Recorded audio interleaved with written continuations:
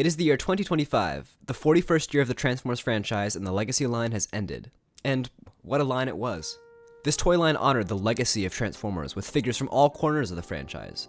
With so many cool figures, there were a lot of hits, as well as some misses. Well, the figure I'd like to talk about today was one widely hailed as a hit. And now that Legacy is over, I'm taking a look back to see if he really was all that. It was also just Pride Month, and the comic this figure came from was probably the most queer Transformers continuity, so there's that too. I'm Brick from Brick Army Productions, and today I'm taking a look at Legacy Evolution Voyager Class IDW Tarn. This figure generated a lot of hype on its first release, as it was the first official transformable version of the character we'd ever gotten, and the posability was off the charts.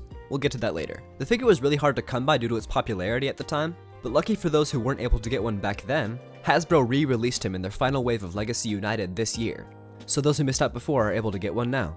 I got mine back in 2023 off a back order and had to wait 4 months for him to arrive. Fun. Thankfully, the wait was worth it. Tarn is an excellent figure. Almost.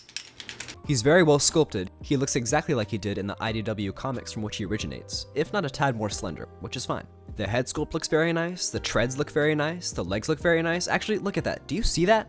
They gave him thigh infills. That's not something you see every day on a Transformers figure, but it just makes him look that much better with no gaps in sight. The colors are also excellent. I love the different colors of purple used on him, and I really like the clear pink parts, allowing for light piping in his head, in his torso, and in his weapons. He's got a good amount of paint applications, making him look very premium, and the paint itself feels very strong. But can I say the same of the figure itself? Let's get into articulation. Tarn features a ball joint at the head, it can swivel all the way around, look up very far thanks to a hinge at the base of the neck, and look down a little bit. Full rotation at the shoulder can move out this far, transformation joint allowing his arm to move like this if you want, bicep swivel, over 90-degree elbow bend, wrist swivel, and opening hands, which wasn't necessary but appreciated. A very generous waist swivel, legs can kick up that far, kick back that far, and he can do a pretty good splits. Thigh rotation, deep knee bend with an unlockable transformation joint to go even deeper, foot can move up and down, and he's got a pretty good ankle tilt. So yeah, wow, that's a lot of articulation for a Voyager class figure. One slight problem though.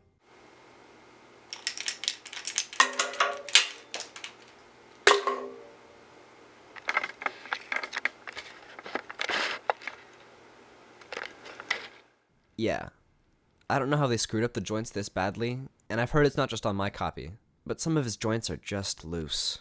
Well, at least Hasbro didn't make it so you couldn't take it apart and tighten the joints, cause that'd be ridiculous. Oh wait, that's exactly what they did. Most of the joints on this figure are held together with flat-headed pins, instead of normal friction pins or screws, making it impossible for me to go in and tighten the joints. So if your copy's joints are loose, you're stuck with that, unless you can find a way to get in there with some joint tightening solution. If anyone knows a way, please let me know down in the comments. The floppiness makes poses a chore to set up and really brings down his in-hand experience, but despite this, if you're willing to put up with the mild frustration, he can get into some really nice poses, especially if you arm him up. The weapon Tarn comes with is his arm cannon. It comes in 3 pieces, meant to play into the Evo Fusion gimmick. Basically means you can take it apart and put it back together in different combinations, with any other parts you have using the 5mm port system. It plugs into one of the 5mm ports on his arm, and if you want you can store it on his back too. Both look very nice in my opinion. If you have any melee weapons in your collection, Tarn looks very good wielding an axe or a sword, something that was included in his redecos, Bludgeon and Cyberverse Tarn.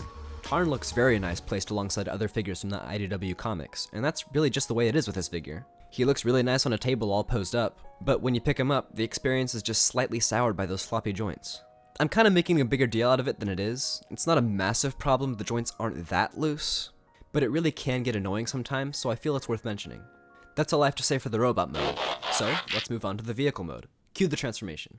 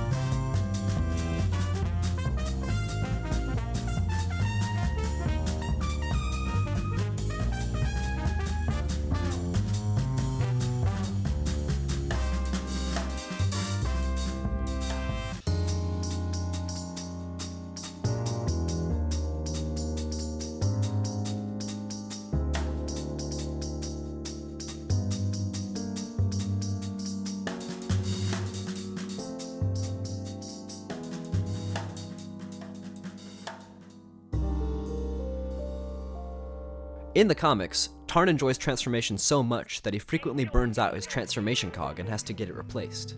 And, you know, I think I get it. Once you get the hang of it, the transformation is pretty fun, and I find myself picking him up to flip back and forth between the modes fairly often. That's not to say it isn't completely without flaw. The part where you need to rotate the sides of his torso around to become the front of the tank, while pulling up his chest piece at the same time, has some annoying clearance issues, and the way the hands just end up sitting behind the tank treads is a little out of place, but neither issue is really big enough for me to make a fuss out of it. The tank mode looks good. It's very accurate to the source material, and I just love how compact it all is, the way Tarn folds up to create this super sleek and intimidating tank. Everything holds together solid, the turret is posable and blast effect compatible to give you good display options. I don't have any major issues with this tank mode. It's a solid, good looking tank. Now, do I recommend you getting this figure? Well, despite my issues with the loose joints, I can't not recommend this guy. He's super articulate, looks great in both modes, and if you're watching this video in 2025, he should still be available for retail. If you're a fan of Tarn, or the IDW comics, or just a fan of how this figure looks, I absolutely recommend adding him to your collection. Despite his imperfections, I feel Tarn is a good example of just how far we've come with modern Transformers figures, and I personally can't wait to see what Hasbro makes next. That's it for me. I'll see you in the next video, and thanks for watching.